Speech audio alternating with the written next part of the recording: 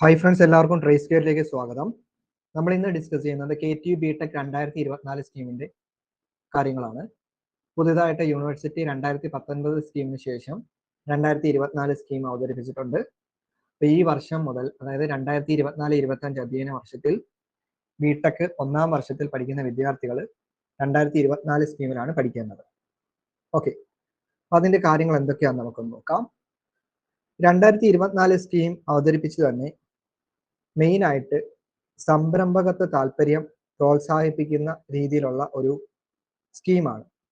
അപ്പൊ അതിന് വേണ്ടിയിട്ടുള്ള ഒത്തിരി കോഴ്സുകൾ കാര്യങ്ങളൊക്കെ നിങ്ങളുടെ കരിക്കുലത്തിനകത്ത് യൂണിവേഴ്സിറ്റി ആഡ് ചെയ്തിട്ടുണ്ട്. ഇതിനകത്ത് ആദ്യം തന്നെ അവർ പറയുന്നത് ഇൻഡസ്ട്രി ലിങ്ക്ഡ് എലക്റ്റീവ്സ്, അതേപോലെ തന്നെ ഇൻഡസ്ട്രി ലിങ്കേജ് മൈനർ കോഴ്സുകളൊക്കെ അവർ പ്രൊവൈഡ് ചെയ്യുന്നു എന്നാണ് പറയുന്നത്. പിന്നെ നമ്മൾ ഈ ഒരു 2024 സ്കീമില് വ്യാവസായിക മേഖലയുമായിട്ട് സംയോജിപ്പിച്ച് വിദ്യാർത്ഥികളെ കേവലം ഒരു തൊഴിൽ അന്വേഷകരാക്കാതെ തൊഴിൽദായകരായും തൊഴിൽ സൃഷ്ടാക്കളായും മാറ്റുന്ന രീതിയിലുള്ള ഒരു സ്കീമാണ് കൊണ്ടുവന്നിട്ടുള്ളത്. പ്രോജക്റ്റ് അധിഷ്ഠിത പഠനമാണ് 2024 സ്കീമിൽ യൂണിവേഴ്സിറ്റി വിദ്യാർത്ഥികളിലേക്ക് നൽകുന്നത്. Project based learning PBL core കോഴ്സുകളൊക്കെ യൂണിവേഴ്സിറ്റി പ്രൊവൈഡ് ചെയ്യുന്നുണ്ട്. അതുകൂടാതെ തന്നെ ഇപ്പൊ നിങ്ങൾക്കറിയാം, ഇപ്പോൾ നമുക്ക് ഈ മെക്കാനിക്കലുകാരനാണെങ്കിലോ അല്ലെങ്കിൽ ഇലക്ട്രിക്കലുകാരനാണെങ്കിലോ ഇലക്ട്രോണിക്സുകാരനാണെങ്കിലോ എല്ലാവരും കുറച്ചൊക്കെ പൈത്തൺ കോഡിങ് അതിലൊക്കെ കുറച്ച് പ്രാവീണ്യം നേടുന്നത് നല്ലതായിരിക്കും. അപ്പൊ അത് കണക്കിലെടുത്ത് university artificial intelligence, AI data science, algorithmic thinking, Python അങ്ങനെയുള്ള കോഴ്സുകൾ എല്ലാ ബ്രാഞ്ചിനും നിർബന്ധമാക്കി മാറ്റിയിട്ടുണ്ട്. നേരത്തെ ഇതെന്ന് പറഞ്ഞു കഴിഞ്ഞാൽ CS-കാരായിരുന്നു മെയിനായിട്ട് ഇതൊക്കെ പഠിക്കുന്നത്. പൈത്തൺ ആണെങ്കിലും എല്ലാം CS ആയിരുന്നു. ഇപ്പൊ പൈത്തൺ ഒക്കെ എല്ലാ ബ്രാഞ്ചുകാരും ഫസ്റ്റ് ഇയറിൽ തന്നെ പഠിക്കുന്നത് നല്ലൊരു കാര്യമായിട്ടാണ് കാണുന്നത്. പിന്നെ ഇൻട്രൊഡക്ഷൻ ടു എഞ്ചിനീയറിംഗ് ഓണ്ടർപ്രണർഷിപ്പ് KSUM-ന്റെ ഒരു കോഴ്സ് യൂണിവേഴ്സിറ്റി കൊണ്ടുവന്നിട്ടുണ്ട്. അപ്പൊ ആ കോഴ്സ് കഴിഞ്ഞതിന് ശേഷം അത് S1-ലുള്ളതാണ്. അതിനുശേഷം നിങ്ങൾക്ക് മൈനർ കോഴ്സ് അതിന്റെ തുടർച്ചയായിട്ട് പഠിക്കാൻ അവസരം കിട്ടും. അപ്പൊ അതൊക്കെ പഠിക്കുമ്പോഴത്തേക്ക് നിങ്ങൾക്ക് എന്തെങ്കിലുമൊക്കെ ഒരു ബിസിനസ് ഐഡിയാസ് നിങ്ങളുടെ മനസ്സിൽ തോന്നുവാണെങ്കിൽ അതിനകത്തേക്ക് നിങ്ങൾക്ക് ഇത് ഇങ്ങനെയുള്ള കോഴ്സുകളൊക്കെ ഉപകാരപ്പെടുന്നതാണ്. അതുകൂടി ഉദ്ദേശിച്ചിട്ടാണ് യൂണിവേഴ്സിറ്റി ഇങ്ങനെ ഒരു കോഴ്സ് എല്ലാവർക്കും നൽകുന്നത്. അതുകൂടാതെ മൾട്ടി ലെവൽ എലക്റ്റീവ് കോഴ്സുകൾ, ചലഞ്ച് മോഡ് കോഴ്സ് പുതിയതായിട്ട് കൊണ്ടുവന്നിട്ടുള്ളത് challenge mode course. Challenge mode course എന്ന് പറഞ്ഞു കഴിഞ്ഞാൽ ഇപ്പൊ ഞാനിപ്പോൾ S1-ൽ പഠിക്കുന്ന ഒരു വിദ്യാർത്ഥിയാണെന്ന് വിചാരിക്കും. എനിക്ക് S2-ലെ ഒരു സബ്ജക്ട്, S2-ലെ മാത്തമാറ്റിക്സ് എനിക്കറിയാം. ഞാൻ സിലബസ് ഒക്കെ നോക്കിയപ്പോൾ എനിക്ക് എളുപ്പമാണ്, എനിക്ക് കാര്യങ്ങളൊക്കെ മനസ്സിലാക്കാൻ പറ്റുന്നുണ്ട്, തന്നെ പഠിച്ചെടുക്കാൻ പറ്റുമെന്ന് എനിക്കൊരു ഇതാണ്.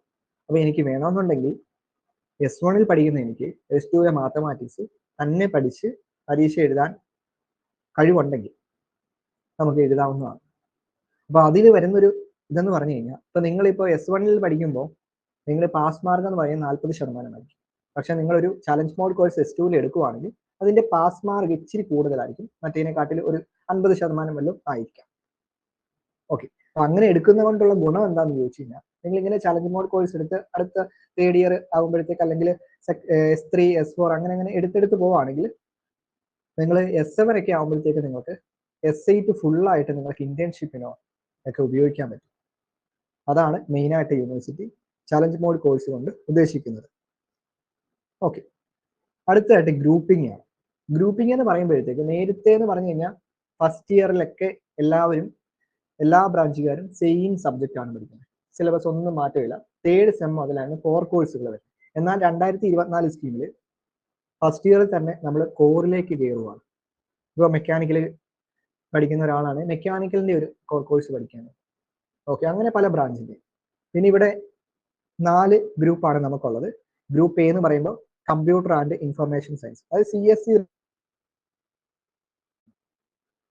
ഇലക്ട്രിക്കൽ സയൻസ് എന്ന് പറയുമ്പോൾ electronics and communication, electronics and instrumentation, ട്രിപ്ലി, റോബോട്ടിക്സ്. അപ്പൊ അതെല്ലാം ഇലക്ട്രിക്കൽ സയൻസിന്റെ അണ്ടറിലാണ് വരുന്നത്.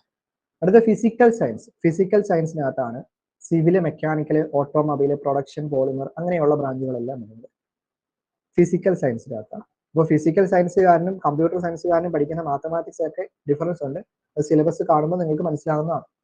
പിന്നെ കെമിസ്ട്രി ആണെങ്കിലോ ഫിസിക്സ് ആണെങ്കിലോ ഗ്രാഫിക്സ് ആണെങ്കിലോ പല ബ്രാഞ്ചുകാരും ചിലവരൊക്കെ പഠിക്കുന്നത് ആവശ്യമായിട്ടുള്ള കോഴ്സുകളാണ് നിങ്ങൾ പഠിക്കുന്നത്. അല്ലാതെ ഫസ്റ്റ് ഇയറിലെ എല്ലാവർക്കും കോമൺ ആയിട്ടുള്ള കോഴ്സുകളൊന്നും അല്ല 2024 സ്കീമിൽ യൂണിവേഴ്സിറ്റി കൊണ്ടുവന്നിട്ടുള്ളത്. ഗ്രൂപ്പ് ഡി എന്ന് പറയുന്നത് life science and agriculture engineering ആണ്. അത് biotechnology, food technology, agriculture engineering അങ്ങനെയുള്ള ബിടെക് ബ്രാഞ്ചുകളെല്ലാം ഈ ഒരു ഗ്രൂപ്പിലാണ് വരുന്നത്. ഇതിപ്പോൾ ഗ്രൂപ്പിങ്ങിന്റെ കൂടുതലായിട്ടുള്ള ഡീറ്റെയിൽസ് എല്ലാം കൊടുത്തിട്ടുണ്ട്. കൂടുതൽ ബ്രാഞ്ചുകൾ കാര്യങ്ങളെല്ലാം ഇതിനകത്ത് ആഡ് ചെയ്ത് ഞാൻ കൊടുത്തിട്ടുണ്ട്. ഇത് നോക്കാവുന്നതാണ്. ഇനി അടുത്തതായിട്ട് പ്രോജക്ട് ബേസ്ഡ് ലേണിംഗ് എന്ന് ഞാൻ പറഞ്ഞായിരുന്നു. അപ്പോൾ ഇതിനകത്ത് പുതിയതായിട്ട് യൂണിവേഴ്സിറ്റി ആഡ് ചെയ്തിട്ടുള്ള കോഴ്സുകൾ ഞാൻ ഇവിടെ ഒന്ന് ലിസ്റ്റ് ചെയ്ത് കാണിച്ചിട്ടുണ്ട്. പൈത്തൺ S1 പഠിക്കുന്നുണ്ട്. പിന്നെ ഒരു ഡിജിറ്റലിന്റെ നാസ്കോമിന്റെ ഒരു കോഴ്സ് ഉണ്ട്. ഒരു ഓൺലൈൻ കോഴ്സാണ്. അത് നിങ്ങൾക്ക് S1 S2 നിങ്ങളുടെ ഇഷ്ടാനുസരണം പഠിക്കാവുന്നതാണ്. പിന്നെ ഹെൽത്ത് ആൻഡ് വെൽനെസിന്റെ ഒരു പുതിയതായിട്ടുള്ള ഒരു കോഴ്സ് യൂണിവേഴ്സിറ്റി കൊണ്ടുവന്നിട്ടുണ്ട്.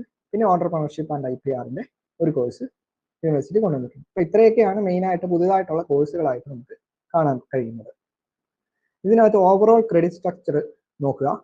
170 ക്രെഡിറ്റ് ആണ് 2024 സ്കീമിൽ യൂണിവേഴ്സിറ്റി കൊടുക്കുന്നത്. ഇതിനകത്ത് മെയിനായിട്ട് നമുക്ക് ആക്ടിവിറ്റീസിന് 3 ക്രെഡിറ്റ് യൂണിവേഴ്സിറ്റി ആഡ് ചെയ്തിട്ടുണ്ട്. ഓക്കെ, അത് ആക്ടിവിറ്റീസ് എന്ന് പറയുമ്പോൾ 100 ആക്ടിവിറ്റി പോയിന്റ്സ് ഉണ്ട്. അതിന് കറസ്പോണ്ടിങ് ആയിട്ട് 3 ക്രെഡിറ്റ് യൂണിവേഴ്സിറ്റി കൊടുത്തിട്ടുണ്ട്. പിന്നെ ഇത് കാറ്റഗറീസ് ഒക്കെ കൊടുത്തിട്ടുണ്ട്. എഞ്ചിനീയറിംഗ് സയൻസ് കോഴ്സ് 29 ക്രെഡിറ്റ്, അങ്ങനെ ഓരോന്നും. Okay, project electives 18, open electives 9. അപ്പോൾ അതെല്ലാം കൂടെ ആഡ് ചെയ്ത് വരുമ്പോഴാണ് 170 ക്രെഡിറ്റ് ആണ്. അടുത്തത് കോഴ്സ് അസസ്മെന്റ് മെത്തേഡ് ആണ്.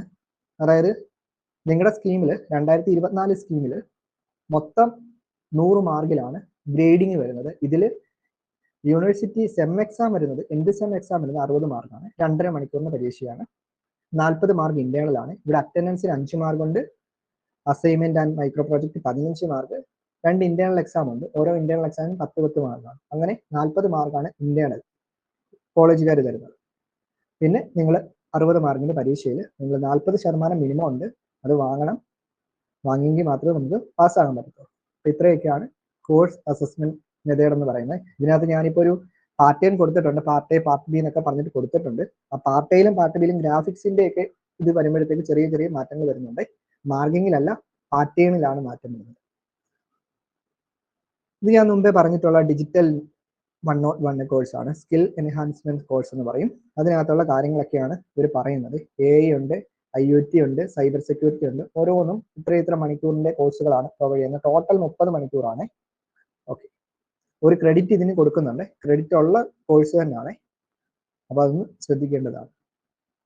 അപ്പോൾ ഇതിനകത്ത് ആ കാര്യങ്ങളൊക്കെ കൊടുത്തിട്ടുണ്ട്. ഇത്ര മണിക്കൂറാണ് നിങ്ങൾ പഠിക്കേണ്ടത്.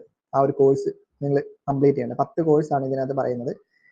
മെയിനായിട്ടുള്ള സംഭവങ്ങളെല്ലാം ഉണ്ട്, നല്ലതാണ്. ഇനി അടുത്തത് കരിക്കുലം നമുക്കൊന്ന് നോക്കാം. S1 ആൻഡ് S2 നോക്കാം. S1 ആൻഡ് S2 ഗ്രൂപ്പ് എയിലെയാണ് ആദ്യം കൊടുത്തിട്ടുള്ളത്. ഇതിനകത്ത് നോക്കിയാൽ അറിയാം, mathematics science 1, mathematics for information science എന്നാണ്. മാത്തമാറ്റിക്സിന്റെ ക്രെഡിറ്റ് നോക്കാം, 3 ക്രെഡിറ്റ് ആണ്. പഴയ സ്കീമിൽ 4 ക്രെഡിറ്റ് ആയിരുന്നു. ഇവിടെ 3 ക്രെഡിറ്റ് ആയിട്ട് കുറച്ചിട്ടുണ്ട്. പിന്നെ ഫിസിക്സ്, കെമിസ്ട്രി, ഇതെല്ലാം ഫിസിക്സ് ഫോർ ഇൻഫർമേഷൻ സയൻസ് ആണ്. കെമിസ്ട്രി ഫോർ ഇൻഫർമേഷൻ സയൻസ് ആണ്. അതായത് ഗ്രൂപ്പ് എയിൽക്കാർക്ക് ഫിസിക്സ് പഠിക്കുന്നവർ ആ ഒരു സിലബസ് അല്ല ഗ്രൂപ്പ് ബിയിൽ പഠിക്കുന്നത്. അതാണ് ഉദ്ദേശിക്കുന്നത്. ഓക്കെ, അങ്ങനെ കോഴ്സുകളെല്ലാം കൊടുത്തിട്ടുണ്ട്. ഇവിടെ S1 S2 ആണ് സ്കിൽ എൻഹാൻസ്മെന്റ് കോഴ്സ് ഡിജിറ്റൽ 101 കൊടുത്തിട്ടുള്ളത്. MOOC കോഴ്സാണ്. മാസീവ് ഓൺലൈൻ ഓപ്പൺ കോഴ്സാണ്. ഓക്കെ, ഇത് ഗ്രൂപ്പ് ബിയുടെ ആണ്. ഗ്രൂപ്പ് ബിയുടേതും നോക്കിയാൽ അറിയാം, സബ്ജക്റ്റുകളെല്ലാം കൊടുത്തിട്ടുണ്ട്, ക്രെഡിറ്റുകളെല്ലാം കൊടുത്തിട്ടുണ്ട്.